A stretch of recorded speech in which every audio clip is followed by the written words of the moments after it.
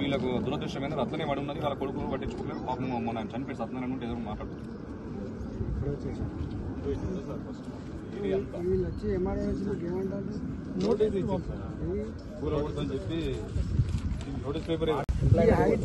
ఈ హైడ్రా పేరుతో ఈ రేవంత్ రెడ్డి సాగిస్తున్న దుర్మార్గం ఏదైతే ఉందో పేదల పైన ఒకనాడు కాంగ్రెస్ పార్టీ అంటే పేదల కింద ఇచ్చింది, పేదల కింద జాగలు ఇచ్చింది, పేదలకు మాత్రం నిలబడి నీడ లేకుండా చేయడానికి ఇలా కట్టుకున్న వీళ్ళకు నోటీసులు ఇచ్చి మెర్సిలెస్గా అంటే మానవత్వం కూడా లేకుండా హైడ్రా లాంటి అధికారులు పంపించి ఇల్లు కూలగొట్టి వాళ్ళ బతుకులలో మట్టి కొట్టే దుర్మార్గానికి ఒడిగడుతుంది రేవంత్ రెడ్డి సర్కార్.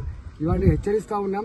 ఇవాళ గీ ఒడ్డరులు, గీ దళిత బిడ్డలు, గీ గిరిజన బిడ్డలు 100 ఏళ్ల క్రితం చాలా దిక్కుల మనమేం నల్ల చెరువు కడిగి పోయొచ్చాం.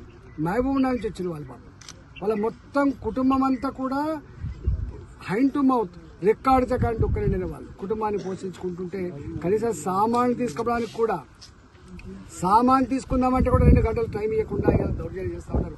ఇప్పటికే వైద్య ఆరోగ్య శాఖలో పనిచేసే వాళ్ళకు జీతాలు ఇచ్చే పరిస్థితి లేదు. ఇవాళ 3 ఏళ్లుగా పనిచేస్తున్నటువంటి సర్పంచులు, ఎంపీటీసీలు, వార్డు మెంబర్లు వాళ్ళు వాళ్ళ గ్రామాలలో అభివృద్ధి చేసే వాళ్ళకి ఇవ్వడానికి పైసలు లేవు. ఇవాళ ఇక్కడ చిన్న కాంట్రాక్ట్ చేసే వాళ్ళు డబ్బులు ఇవ్వడానికి లేవు.